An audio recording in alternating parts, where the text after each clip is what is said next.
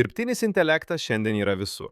Jis padeda mums atlikti banko operacijas, apsipirkti ir gauti pagalbą greičiau nei bet kada.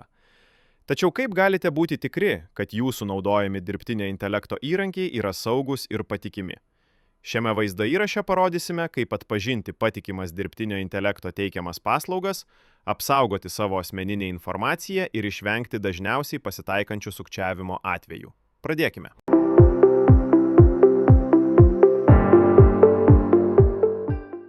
Pirmiausia, pakalbėkime apie tai, kas daro dirbtinio intelekto paslaugą patikimą. Patikimas dirbtinio intelekto paslaugas teikia gerai žinomos įmonės turinčios tvirtą reputaciją. Pavyzdžiui, jūsų bankas, didelės technologijų įmonės arba populiarios programėlės, kuriomis jau naudojatės.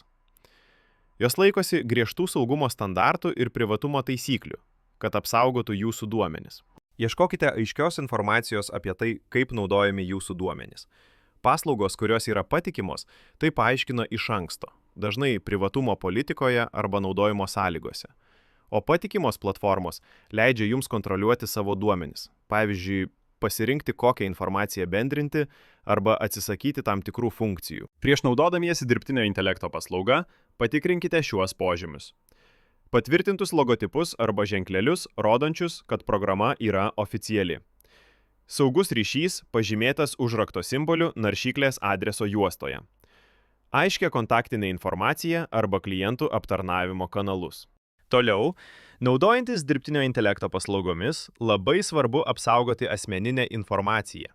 Visada užtikrinkite, kad jūsų slaptažodžiai būtų stiprūs ir privatūs.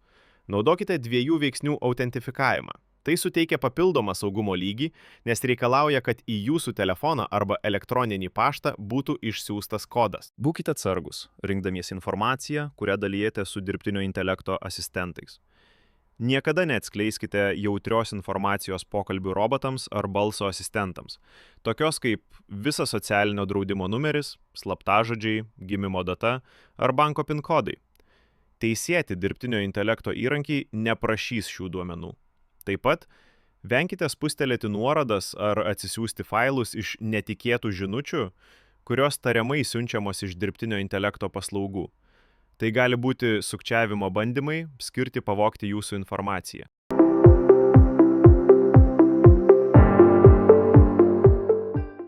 Sukčiai kartais naudoja dirbtinio intelekto įrankius arba apsimeta dirbtinio intelekto paslaugomis, kad apgautų žmonės.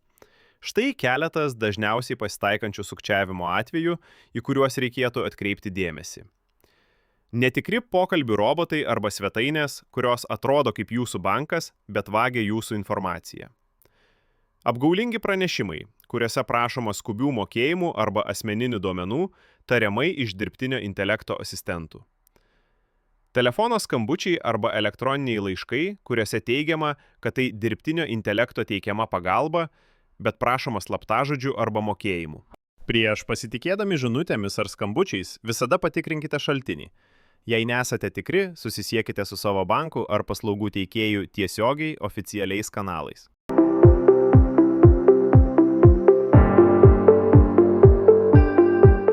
Bandydami naują dirbtinio intelekto paslaugą, atlikite trumpą patikrinimą, ar ji teisėta.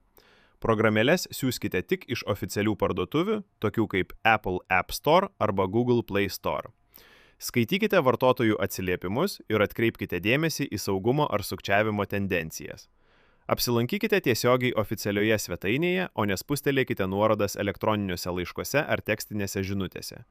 Svetainės URL ieškokite saugumo sertifikatų arba HTTPS. Jie rodo, kad svetainė yra šifruota ir saugesnė naudoti.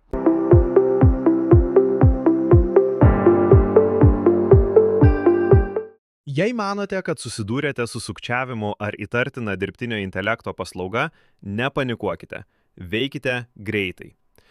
Nedelsdami nutraukite bendravimą su įtartinu dirbtiniu intelektu ar paslauga.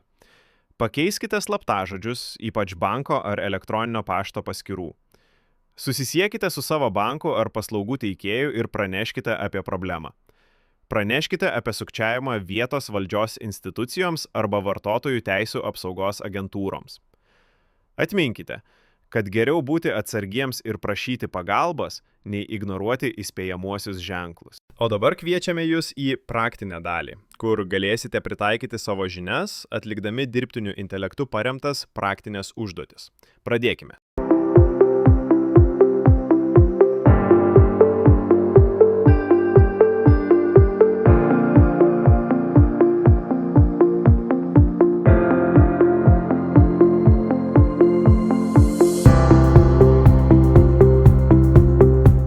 Dirbtiniu intelektu pagrįstos paslaugos yra skirtos palengvinti gyvenimą, jei tik jas naudosite protingai ir žinosite apie riziką.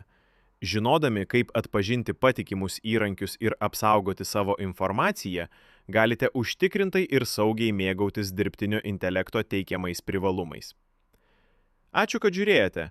Norėdami sužinoti daugiau apie tai, kaip saugiai tvarkyti savo pinigus internete, peržiūrėkite mūsų vaizdo įrašus "Pasitikėjimas ir rizikos susijusios su skaitmeninėmis finansinėmis paslaugomis".